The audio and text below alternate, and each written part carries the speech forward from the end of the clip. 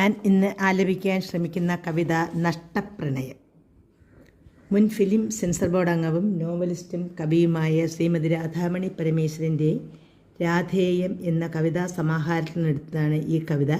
ഈ പുസ്തകം അച്ചടിച്ചിരിക്കുന്ന അക്ഷര ഓഫ്സെറ്റ്സ്, തിരുവനന്തപുരം. അപ്പോൾ നമുക്ക് കേൾക്കാം നഷ്ടപ്രണയം. ശതകോടി ജന്മങ്ങൾ തപമിരുന്നു ഞാൻ, ചന്ദ്രകാന്തമായുള്ളിൽ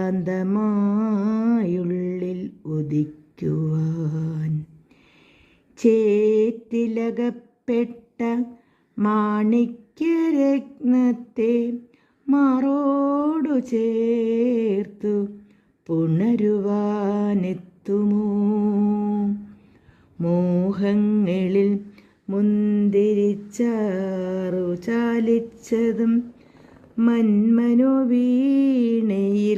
ശ്രുതിമീട്ടി നിന്നതും ഒരു വാക്കുപോലും